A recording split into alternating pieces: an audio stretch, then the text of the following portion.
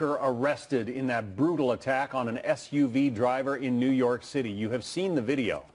We are learning it is not the first legal trouble for this guy named Reginald Chance. Earlier this year, he faced more than 25 years behind bars on drug and gun charges, but thanks to a sweetheart plea deal with the judge, he ended up with a slap on the wrist doing 20 days of community service. So how could this happen? Let's bring in our legal panel, Esther Panich and Jonna Spilbar, both are criminal defense attorneys. Jonna, to you first. Reginald Chance, 38 years old, he's from Brooklyn. He is the guy, police say, who is seen taking off his chrome-colored helmet and smashing the window of that SUV with a young family inside. Eventually, the driver, Lian, was beaten up, his face cut pretty badly. This guy could have gone to prison for 20 years, but got out. What kind of charges does he face now? Now he's facing, his top charge is gang assault, which could put him really behind bars for up to 25 years. And here's where his sweetheart deal from before is going to hurt him. There is no way he's going to get a sweetheart deal now. So he's probably looking at that B felony staying exactly where it is. And frankly, John, it should. That was an animalistic attack with a baby in the back. There is no excuse for that. I heard his lawyer, I think his lawyer said something to the effect of, hey, wait a minute, my guy's only smashing the window with his helmet. Whoa, he didn't commit any assault. That's bull. He is probably the most culpable of anybody in that gang. Jonna, I'm sorry, Esther, there aren't too many crimes where the majority of it gets captured on video, but cops apparently are not able to prove, or at least they don't know, whether he actually beat the driver. We know, I mean, he's seen there apparently smashing in the window, but does it matter whether he actually beat the driver or not? Well, it does. If they're going to try to make some gang assault, they need to be able to show that he actually assaulted somebody. Through his lawyers, he is going to take responsibility for the criminal mischief, which is the act of beating in the window and breaking the window. But what happened after that, just because he's unpopular, just because he got a sweetheart deal in the past, doesn't mean that the government has the right or the state has the right to overreach and overcharge. Overreach? I think criminal mischief and driving with a suspended license are perfectly appropriate charges for what we saw.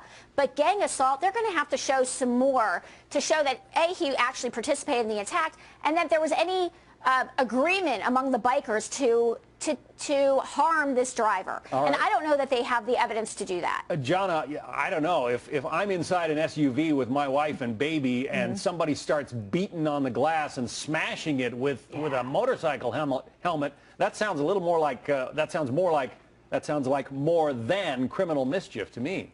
Absolutely. I think of course it's going to be an assault. He was assaulted even if the guy with the helmet didn't physically punch the driver of the SUV, he had shrapnel. He caused the glass to fly into the face of everybody in that vehicle, including a baby. So if you think 12 people on a jury are going to say, you know what, nah, I think that was just criminal mischief, we can't really decide who beat the stuffing out of that driver, that's not going to fly. That is, especially in a county like New York, not going to fly. Well, that's what's different between simple assault, which is the act of hurting the driver, and gang assault, which is a whole other level. And then there's the guy who apparently started this whole thing by pulling in front of the SUV, slowing down. That's what started the whole confrontation. He is also in custody. They are, as far as we know, the only two who've been arrested thus far. But then there's also this weird footnote, Esther, the fact that a couple of off-duty New York City cops were apparently riding with this pack. Yeah, that's a whole other dimension to this, because now, and I believe those officers are under investigation by internal affairs. At least one of them has turned in his badge, yes. Well, you know, there's got to be a limit to how much illegal contact you can have while you are acting as an undercover officer.